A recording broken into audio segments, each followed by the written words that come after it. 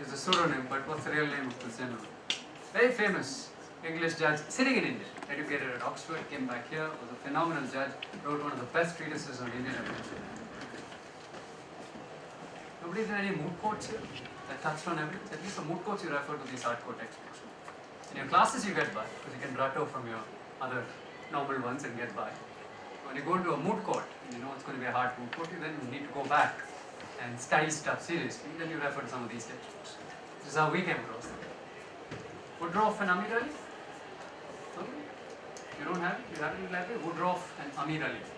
Two gentlemen who wrote treatises on the Indian evidence.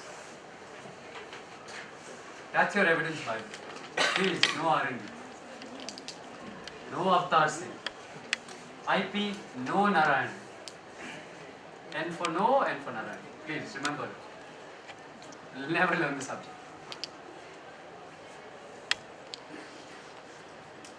To learn subjects, you need to understand concepts. None of these guys give you concepts.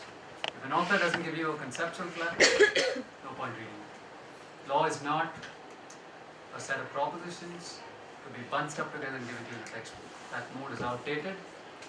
As we saw yesterday, Professor? Which professor? It started with, his name started with B. Some B. You won before. Started with C. It's a famous name. Christopher, then Columbus, I told you. And then it's against the idea that you should learn law as a set of propositions in a straightforward,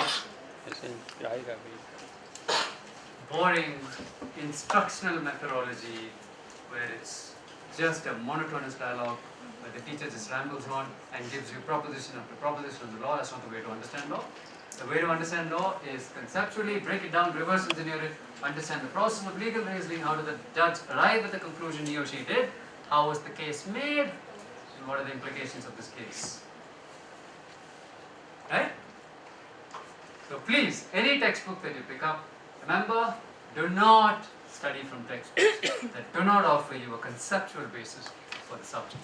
Any textbook that tells you the Patents Act is about section 1 says this, section 2 says this, section 3 says this, take it, dump it in the nearest dustbin. Okay? Better still, sell it to those, what do they call them? Raddiwalas. At least they make some money off it. But a textbook that starts with saying why patents? What's the purpose? What's the rationale? Why have it? Does the present system meet our needs? What does it mean to be new? What does it mean to be new? Please read that. Okay? Okay, so yesterday I'll just go through in very, very short detail as to what we discussed and then we move forward, right?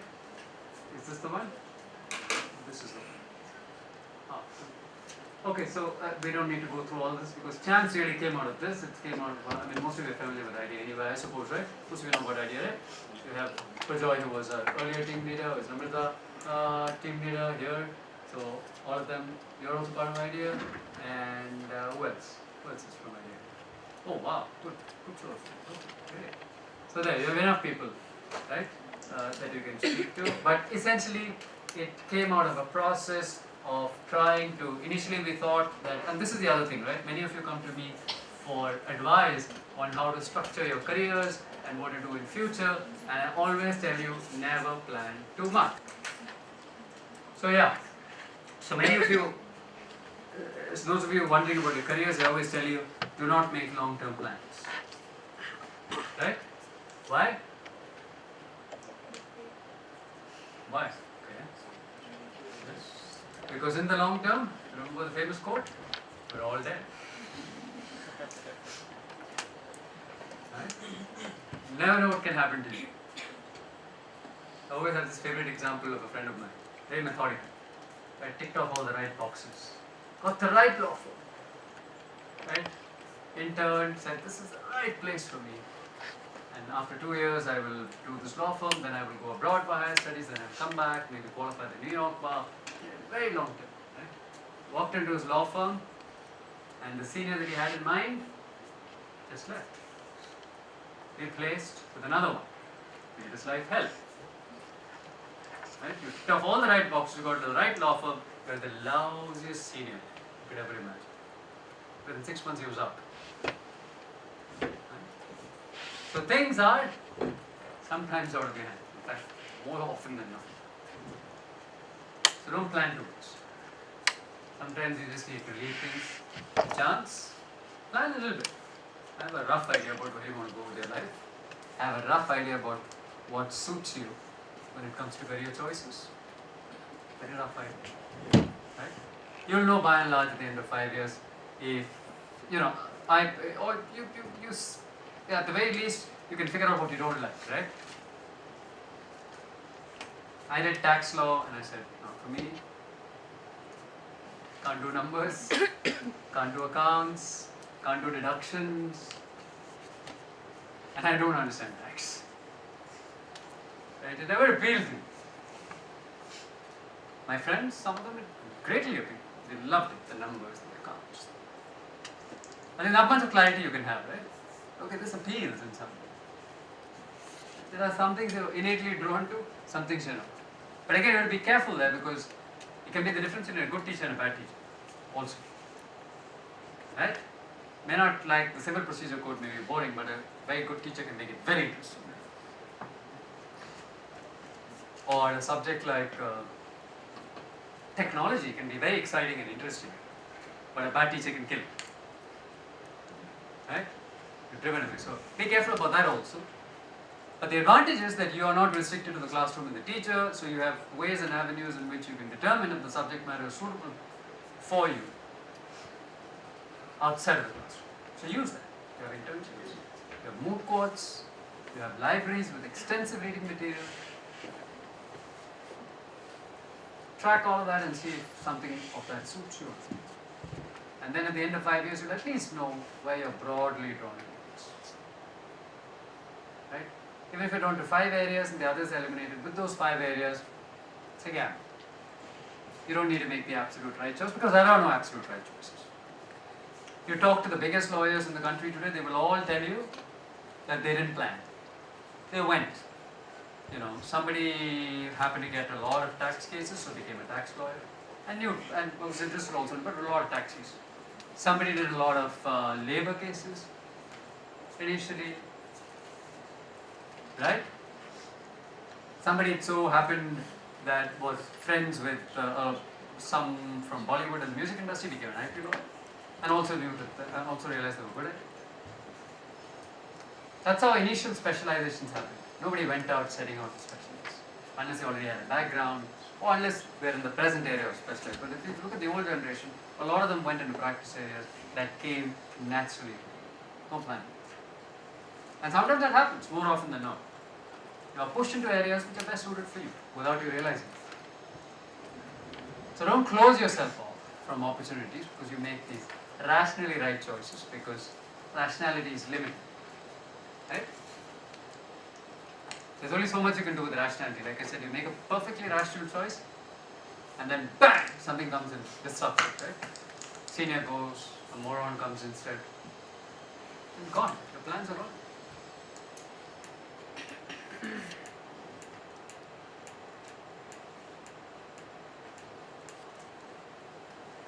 And so as we were dealing with our scholars, one of the things that we realized is that when we started, most of our focus was on training them to get into the law schools, because we thought that's the biggest barrier. And then we realized that, hell, actually our biggest task is grooming them while they're in law school, because law schools are not doing their job.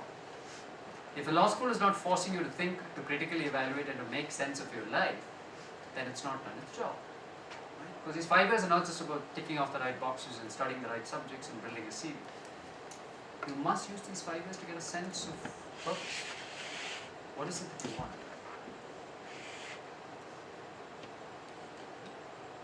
What's your place in the world? How do you see yourself? How do you engage with it? And any set of priorities is okay. I mean, there are no value judgments on anything. Right? Some of you may be fascinated by the adrenaline rush. I have friends who love the rush of the courtroom. It's not about social justice for them, it's just going and winning. Like they like the rush of it. That's great. At least you're clear about what you want. Others love the cool stuff that comes with corporate boardrooms and the flashiness and the good money and the good lifestyle and the 5-star hotels and the meetings and the negotiations and blah blah blah. Corporate jobs. Some others want to take on revolutionary zeal and they hate injustice around them. They want human rights, social work. Great. Others want to do lots of reading and research and think through the bigger picture and are philosophers at heart, so want to make sense of the world in a very, very deep way. Right? So may go into academia, may go into writing, research. Others like reading and research but don't like too much of abstract stuff. They want to see stuff from the ground, but they again want the broader picture, so they go into policy. Right?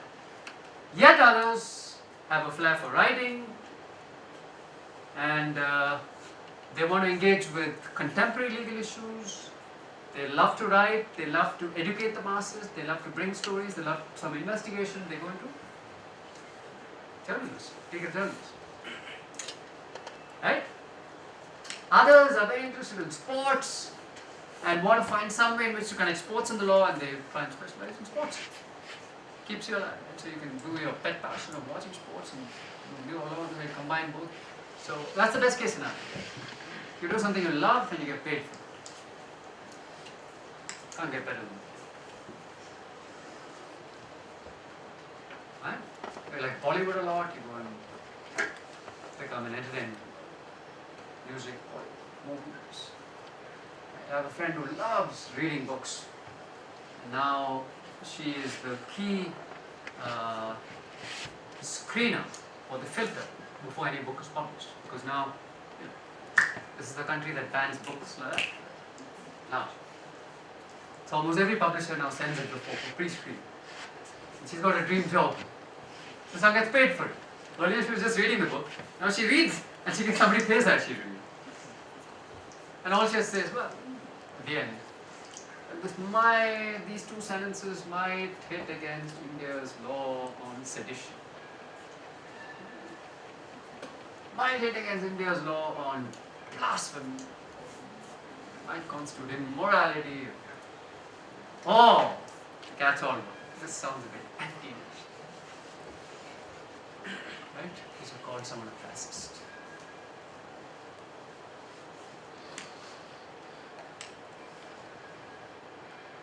Right?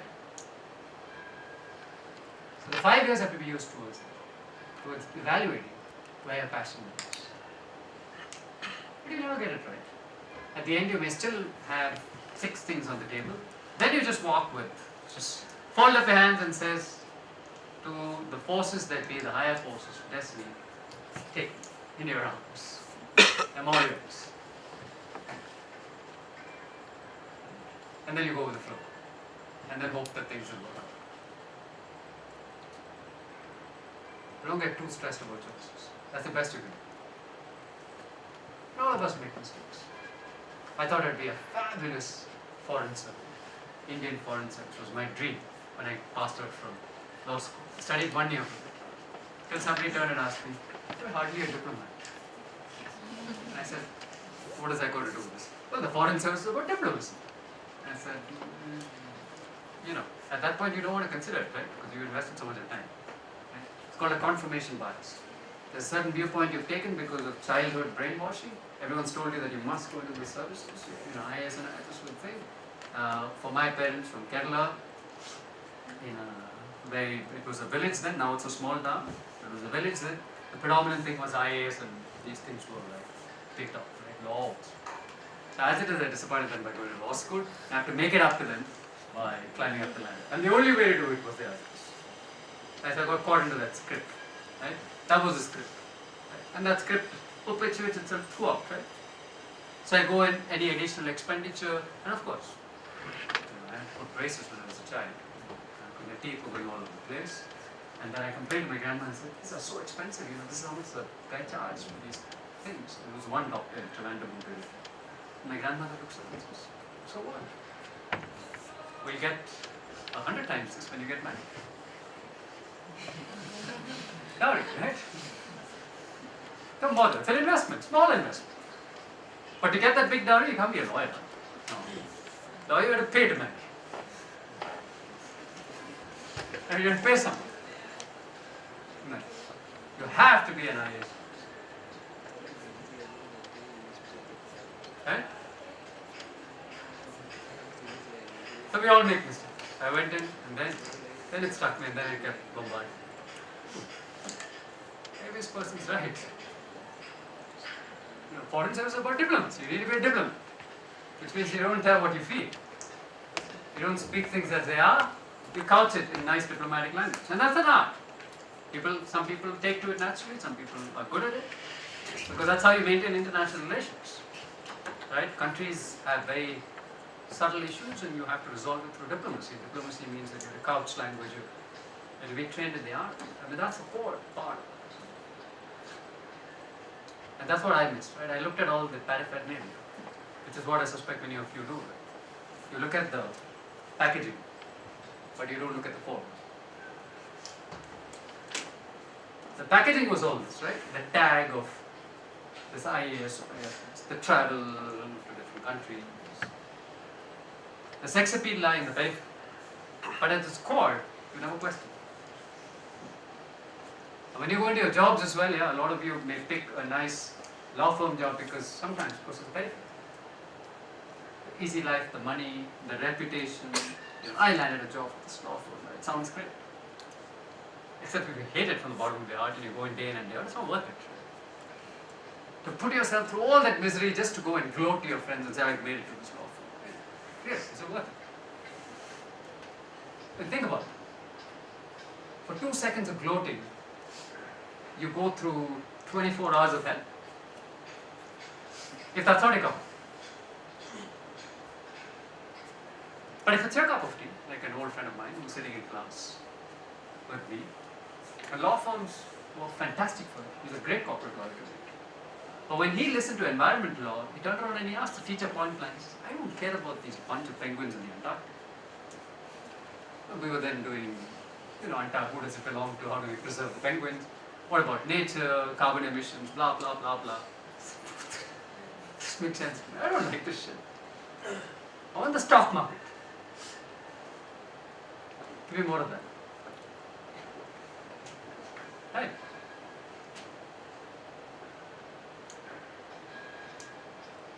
So I did core what is it that?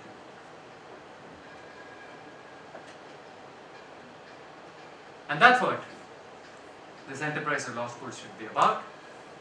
To force you to think deep within and find out what is it that you want to do with your life. The Japanese call it something very interesting. Does anyone know?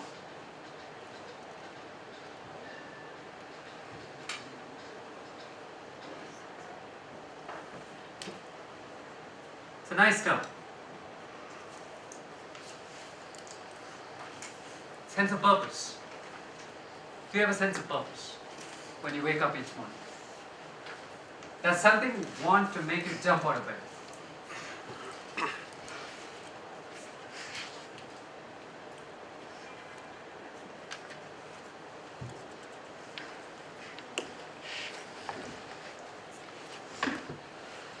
Right? If you get that, everything else falls into place. Second, go back to what I said yesterday about the tea trunk. You build the trunk, the leaves come on its own. But if you focus on the leaves, you never build the trunk. And the leaves just fall. So if you got this is the biggest trunk. This is, in legal parlance, what do we call it? The Grundnorm, right? The fundamental basis. You got that clear, everything else adds layers and layers. If you've got a sense of this, everything else will fall into place. And your 5 years should be really to get there. Sense of purpose. If you get that, then you can stack up things. Very easy. But if you look at the periphery, and the periphery becomes the main, right? You have no base. No fundamental substratum on which you can build in. It falls. So get here. Use your time and get here. But don't be stressed about it. Because a lot of times it will come naturally. Keep yourself open. The problem with too much of planning is that you close yourself, right? We have a narrow vision. We're all limited in our minds.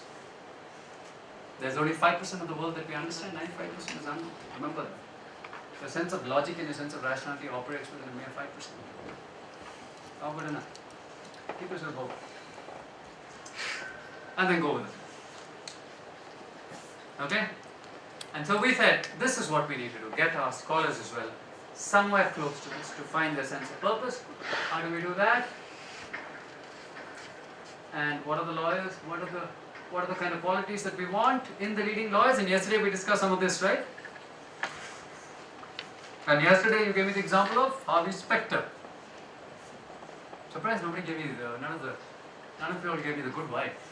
I thought it was amongst the legal series a far better. Here comes the Good Wife. Isn't it? So we discussed Harvey Specter. Nobody cited the Good Wife. Anyone see the Good Wife? Anyone see the Good Wife? No? You'll see it in India soon, in Indian version. Because now, what's her name? Is it Mallika Sharaf or Malaika Arora? One of them wants to do the Good Wife in India. None of you have seen the Good Wife? The legal series? It's a lot of good legal learning. Every episode has a nice legal issue. Research brilliantly. They talk about, you have a copyright dispute, you have drones and privacy, you have everything, almost every issue is a learning. And it's great drama. Right? The start of the episode, some about Alicia Florrick, great lawyer, with a not so great husband, show the interpersonal dynamics, politician, problems, you get to see that, but most importantly, you get to see a law firm where she works, and the kind of cases they take up, what she stands for, lawyer of great integrity, creativity, right? Amongst the legal series, I would hold that up as a great role of the kind of qualities that you want in a good lawyer. Great team player, leader, working in a world where men have the upper hand but still making it up. That's more admirable. Easy enough for someone who's already part of the system to rise in the system, but somebody who's not exactly part of the system to come in and have a crack at it and to go right to the top is even more inspiring. So watch The Good Wife. In fact, I always tell some of my friends that if I could teach you all of the law that you need to know through The Good Wife, they compress your 5-year legal education into a series of episodes of The Good Wife and walk you through. That's how good it is.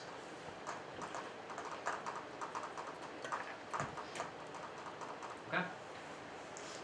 All these characteristics that we want. Creativity, holistic. Very important, holistic. Can't go in and be a lawyer and look at the small picture and look at just fighting it out with the other side and getting something to solve. You have to really take a long term view. So holistic means, yeah, let's go to holistic. So holistic is, what is holistic? What do you mean holistic? What's a holistic? What's a holistic? Knower of everything. That's only God. So you're saying holistic means God. Put a G in the notes. See jams. What jams? Oh, Ishwar. Is you. Calling out to you, saying holistic is you. What's holistic? What's holistic? Considering the whole thing rather than considering the part of. Give me an example. Maybe just not making the money, but also changing the society, or maybe providing justice or whatever he can do for his client. Okay. What's holistic?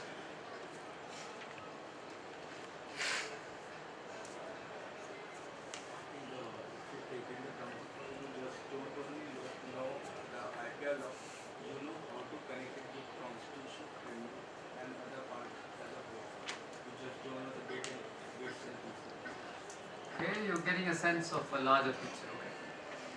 Okay. Okay. What about medicine? Think about medicine. If you have a pain, you have pain. Suddenly you have pain in your neck. You take a painkiller. Is that a holistic medicine? Why? It will alleviate the pain for a moment, but it will not cause anything which will prevent the pain coming. Because you don't know why the pain is caused. Right? The pain could be a variety of reasons.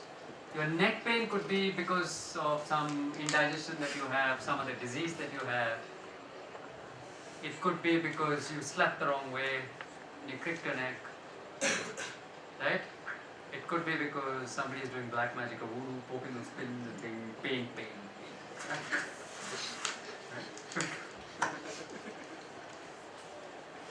Could be any variety of reasons why you get pain in your neck.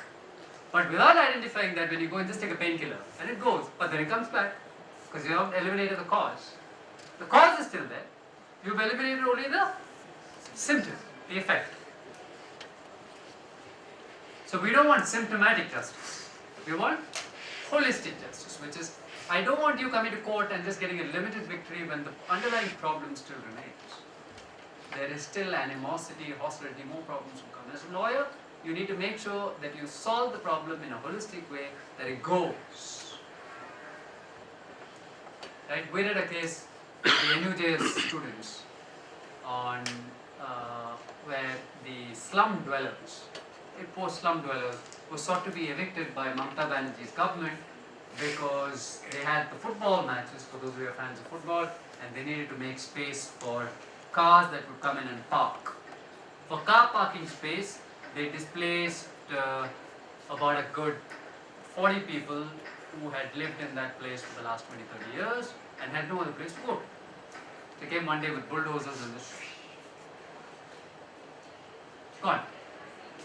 Right? Because World Cup is more important to us, car parking is more important to us, so we don't care about the livelihoods of the poor people and we displace them. Now what's the law on displacement? Can you displace? Can you displace? Just like that? You rehabilitate, right? You have a consequent duty. You could displace for a public purpose, but if you do that, you need to rehabilitate. Right? So we went to court over that and we said rehabilitate. Not other than rehabilitate. One is, of course, we went and asked initially that they not be moved from that, but by then the damage had been done. So now we said rehabilitate. Now that the damage is done, gone, rehabilitate. Now that's victory, court victory, done, dusted. Right? What happens next? He said, no, we're not going to stop that. Those people are now in a new area. You've uprooted them from here. When they live in a certain area, what happens? What happens? Their livelihood, everything comes from that area, right? They're working in houses there, they're ironing clothes here, they're doing stuff there. You put them in a new area, what happens? Gone. But you have to go and create a livelihood here, otherwise how do they survive?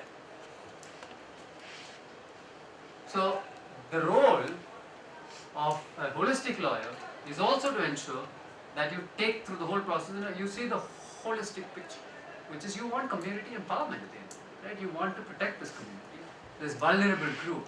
You want to help them, support them, help them grow. You can't just go to a court, get a limited victory and say done, because now you're leaving them worse off. So what we did is we actually found an organization and said, can you come in and train them for livelihood? So get them better to what they were. Here they were doing some domestic help. Now they will assess their current level of skill set and try and make sure that they are trained in certain skill sets like maybe hairdressing and other things that can actually make them jump even further. And there are organizations there. So all we need to do is identify an organization that actually trains vulnerable groups and gives them serious skill sets that will make them employable in today's economy. Now that's a little closer to a holistic approach. Right? A holistic approach also will mean, for example, if I take a copyright dispute, I'll give you an example from copyright law. How many of you have heard of a Celtic singer called Lorena McKennitt? Nobody's heard of it? There's a copyright case going on in India. You know? How do you know? Ah, okay. So you remember it from the last session. Now, Lorena McKinnon is a Canadian singer, much like, who's the other Celtic singer that you know? The most popular Celtic export to India and other places. This thing called Enya. Somebody's heard of her? ENYA? Comes in some movie soundtracks and all that. Okay. So McKinnon is also similar. Celtic is a reference more to very folk music, folk kind of music from the Irish belt. Right? It's a bit mystical, folksy, nice tunes. And a Malayalam music director, music composer, picked up the tune in one of his movies and used the same tune. A movie with a Bollywood actress. Who's the actress married to Nitesh Deshmukh? Huh? D'Souza and Prithviraj. And that went to court because obviously McKinnon came to know of it. To her lawyers sued. It's a copyright. Did not take it permission. But by then the movie had released. So no injunction. Damage had been done. So okay, we get a limited injunction and we'll say you can't dub. Because the next step is dubbing. If the movie becomes famous, the music start dubbing, right? So no dubbing, no translation, blah blah blah blah. And no injunction, but we'll sue for damages. Because we've been in IP, that's what you do, right? You first try and prevent the harm. If the harm occurs, then you say I want damages to compensate me for the harm that's already occurred to me. Because if people release this movie. Now in a typical McKinnon had a problem on her hands because she couldn't get an injunction, right? And in IP, you know that injunction is half the battle won. You done IP? You guys have done IP? Yes. Have you interned in IP places? Now what's the main relief that an IP lawyer seeks if you're acting for the plaintiff? Yeah. Because then what happens? Once you get an injunction, what happens? The party cannot use. And so what happens? So? You get time to resolve the dispute, that to prove the point that this is the thing. What's an injunction? Gun to your head. I can force you to sign on any settlement that I want. If I'm Microsoft, I sue you for copyright infringement. My intention is not to stop you. My intention is to make you pay. Right? So imagine that you have 10 computers, 10 employees in your setup. I've caught you with infringing software on 2 of your computers. The rest are all using open source. What will I do? All 10 Microsoft. Settle. I've got the injunction. I've impounded his computers. He's stuck, can't work. Right? Because they seal it, right? The commissioners go and seal it. So in this case, injunction not there. And the lawyers are obviously unhappy because no injunction. One of the lawyers happens to be a friend of mine. And he says, we're not getting, damages is going to take a long time. Because Indian courts don't have a culture of damages. It's only now that we start granting damages. Right? It's only now that we actually started granting damages. So I said, why don't you look at it this way? Lorena McKinnon was never known in India before this. I mean, you guys haven't even heard, still haven't heard of her. I heard of her because of the case. Many others heard of her because of the case. We listened to her music. Till then only Enya was famous in India. We discovered her. Right? Now in a closed, narrow vision of the law, adversarial system, we go sue, we don't get it, we walk out. In a wider, larger, holistic way in which to look at this, we'll say, actually, you know what, because of the infringement, she benefited. Why don't we capitalize on that? Why don't we tell Deepak Dev that, hell, we're not going to pursue this case for damages, but we do what Microsoft does. In your next movie, please use us and pay this fee. We'll share. At the end of the day, I don't want to block out my music. I'm a musician, I want people to hear me. If you put me in your movies, So long as you don't do it in a way that damages my music, because sometimes we do that as well, right? Get these anomalies and the others to torture a tune. Beautiful, otherwise beautiful tune and bring it. And the Pritam. Massacre the tune and bring it to you in an Indianized version. We don't want that. I mean, we'll have a right to veto any prospective adaptive tune that we bring on in the Indian context. But assuming we're okay with it, we share in the spoils, we share in the license. That's holistic. If you went through the aggressive, litigious, adversarial process, you get a winner and you get a loser. Here, both win. Right? So Dev's not being subject to damages anymore. We've taken it off the court, no headache for us. But next time, he'll use the music to promote. Right? So that's as close as we'll come to something holistic in the law. So you need to get altruistic, most of you know, so we won't go too much into it. Maverick, you know what a maverick is? Everyone knows what a maverick is? Seen Top Gun? Most of you? Some of you? How many have seen Top Gun? It's two of you. Must be a generational thing. A big movie, okay, Tom Cruise. Air Force pilot. All of us want to be Air Force pilots. Do we want to be an Air Force pilot? NDA or all that? No? Not anymore. Okay. So what's a maverick? You know where the word comes from? Where does the word come from?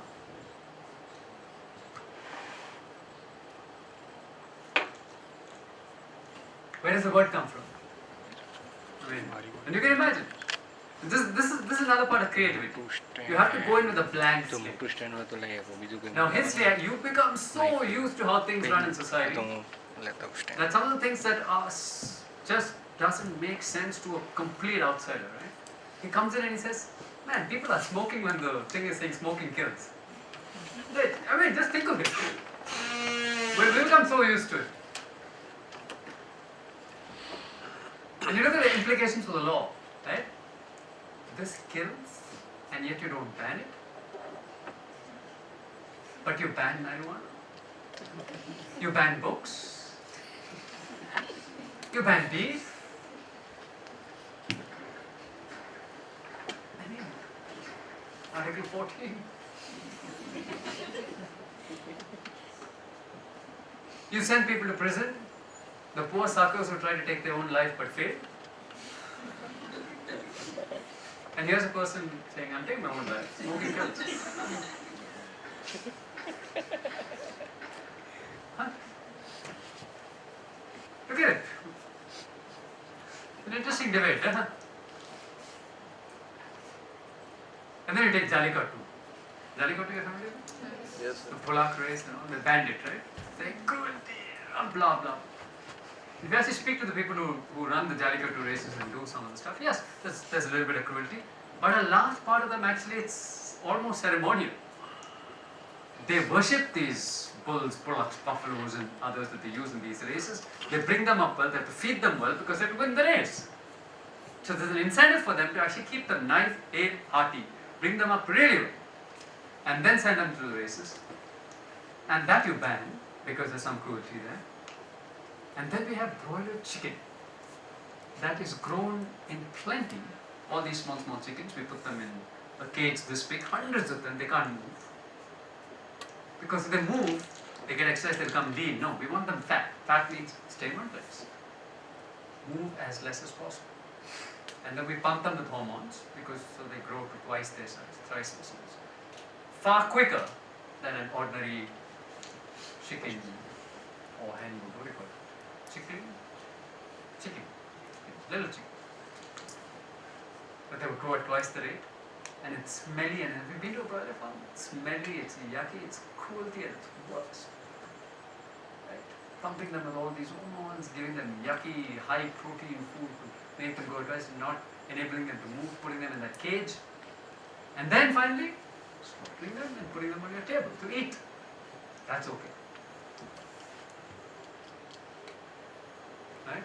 So you can eat that chicken, but we can't use it in fights.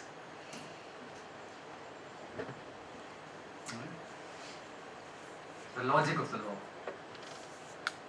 Many times. Okay, so then we come to, and that's the thing. That's one of the things that really you must do is remember the trick to creativity and to getting new solutions to existing problems is really going back and becoming a child and looking at it in wonder. Right? So shed off all that. That's why unlearning is so important. Unlearning is important because you shed off the prejudices that you have. Things that you take for granted, it comes off. Then you can see things more clearly.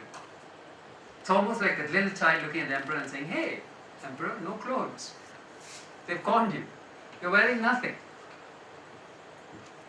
You know the story, right? The emperor's new clothes. Where the tailors come and say, we'll weave you the finest robes that ever was in the universe. And the emperor is obviously a vain emperor. He says, "Wow, fantastic, we're the finest clothes." And obviously these guys can't weave for nuts. Right? They're cooks, they're corn. And they weave nothing. And they tell the emperor, "Well, it's so fine that you can't see." And they tell everyone, they con everyone, say, "So fine that you can't see it." And everyone plays along because it's so fine nobody can see. Right? You have to be highly evolved to see it. So nobody wants to admit that they're evolved, not evolved. So little child says, "You knew. Nanga." Right? Or in legal parlance, that's a bear act.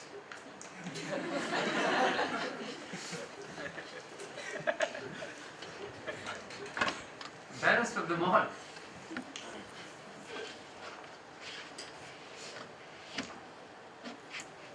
Right? So creativity, you need to get that. Can you every day wipe off everything off your head on a clean slate and start thinking the problem? When you have a really tough problem, just take everything off. That's why meditation is important. Meditation cleanses you, wipes out everything. Helps you start with a clean slate. Otherwise you're too caught. You're getting too much of a sensorial overload. The reason you're not able to think and create goes too many things assaulting you. Left, right, center. Facebook, Twitter, friends, coffee. Look at it. Everything that's going in is assaulting you from different sides. And when it assaults you, you can't think too much. You are a slave to everything that's happening around you. But to create, you need mastery. You need a blank slate. You need to be able to resist the temptation to be pulled and pushed by the various sensorial assaults that happen on you. And this is all sensorial assault. It's an assault. It's nothing less. Trust me, when Facebook sends you notifications, and WhatsApp sends you notifications, and Twitter comes on your feed, it's an assault. Because what? You have to read it, no? We're drawn to it.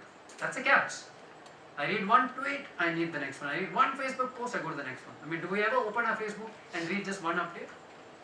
Has that ever happened? It's engineered to pull you, to suck you in.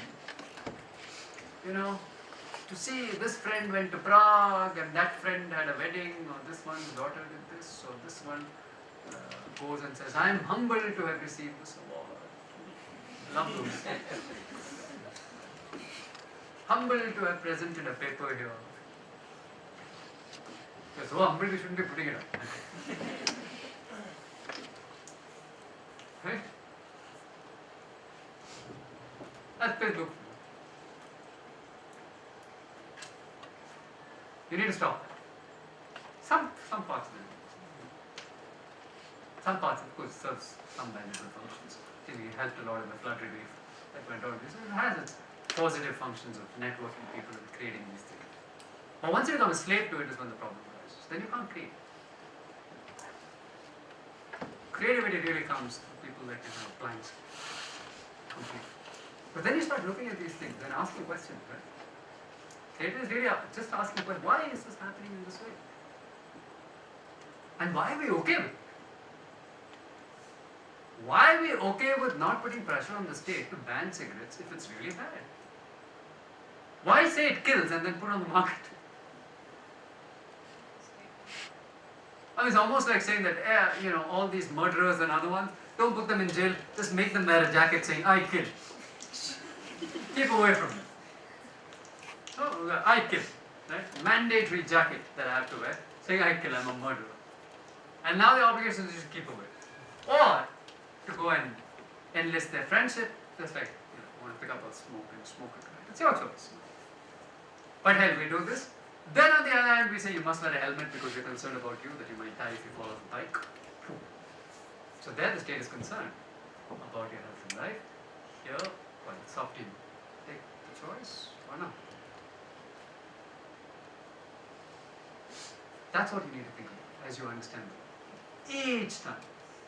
Question, question, question, question. For that you need a blank slate. You need to be a PK.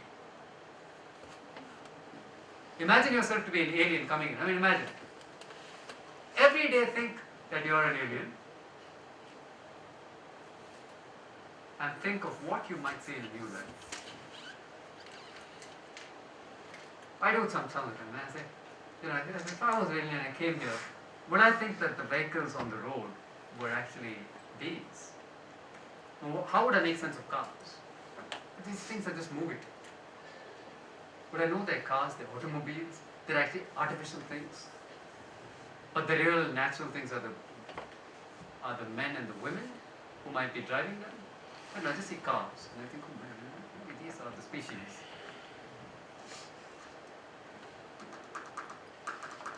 Right? Once you do that, you start getting a larger canvas to paint on, because now you start questioning. Okay? Problem solving again. You can't problem solve unless you see the problem, you strip it of all the prejudices, all the things you take for granted, and see the problem in a very, very new light. Right? It's a tough problem to solve, but the ones who can solve it are the ones who see it differently.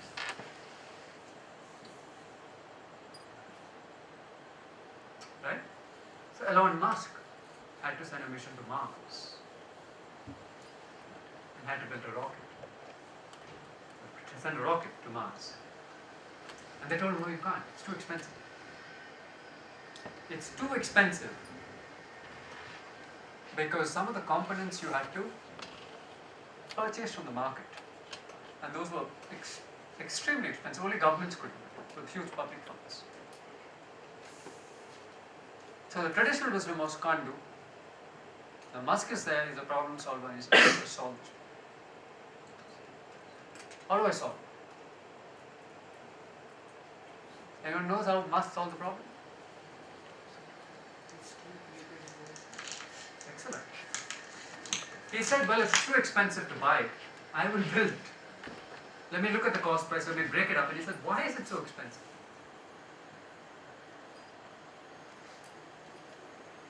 It's a bit like what we did with your books yesterday.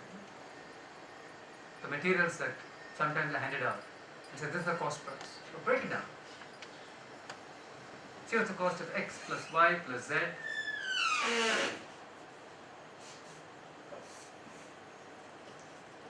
Right? And he said, if I break down the cost price is already so much. People are charged, and that's what markets do, right? If it's something as a premium product, people will charge the moon. That's the way markets operate. So simple wisdom, the guy went and said, we build my own, and if I build my own, I can do it at a much, much cheaper cost. You've seen Padman? Same logic, right? Multinationals selling sanitary pads at a figure that none of the Indian rural women or poor women could afford.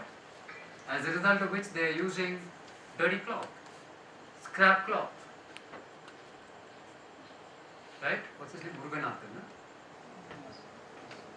Muruganathan. Arunchalam. Muruganathan Arunachalam. Arunachalam says that this is the kind of cloth I would even use to wipe my scooter. It's unhygienic. The risk of infection is high.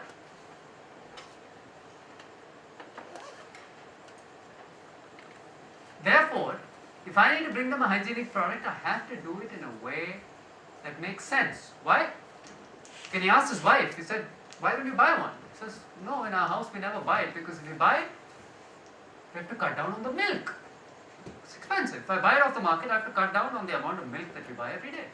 We don't want that. We'll make do with this. It's a trade-off, no? So then he arrives and he says, well, if I sell it really cheaply, I can get it. But I can't get it cheap off the market because nobody's selling it cheap in the market. So can I reduce the price? To reduce the price, I need to do it myself. Then he figured out, first he tried using cotton. Look at the innovative process. First cotton. But you can't use cotton because cotton doesn't hold it very well. Like there's seepage. You don't want that. You want material that can absorb and yet remain steady. If it absorbs and it loses its shape, gone, effect gone. If it doesn't absorb, effect gone. If it absorbs and releases and there's seepage, effect gone. Now here's the second. Now this is all innovative things. This is a great story on innovation, right? Fantastic story. Because here's what an innovator comes up against. Not just a technical problem, but a social problem. Because this next problem is a social problem. He says, okay, I can try. I can try and manufacture this cheaply and put together a machine, because all you need to do is get material, compress it into those nice shapes, and design it in such a way that it fits in nicely, and bang, your job is done. But what he didn't anticipate in advance is the cultural problem. And the cultural problem is that he's a man. Women are not going to discuss this problem with him, especially in rural India. The cultural barriers are too strong. So he tells his wife, will you try it? She says no. He goes to a medical school and asks the medical women, will you try it? The trainee is there, he says no. So what does he do? He doesn't have any women volunteers. What does he do? Does it himself. Takes a bladder, puts goat's blood or whatever blood inside that, fits it right here and pumps it so it leaks inside, and then sees how well the pad holds. And then he becomes an outcast. Because obviously his pants are soiled now, he's walking around and people then realize what he's doing. Here's a man trying to enter female territory and doing it in such a disgustingly obvious way in which everyone's upset. Still, the innovation is all about courage, right? It's about courage. You have an idea, you want to take it forward, you believe so desperately, you don't care. You're beyond caring, right? Outcast, wife leaves him, everything happens, man continues. Till he finds that one bakra. Says, okay, try it. Tried it, worked out, modified it slightly with the flaps, got the right material, was able to manufacture it at a much cheaper cost because he had put it together himself. And then here comes the larger part of the innovative scene, which is now I can actually pattern the machine, I can charge a premium,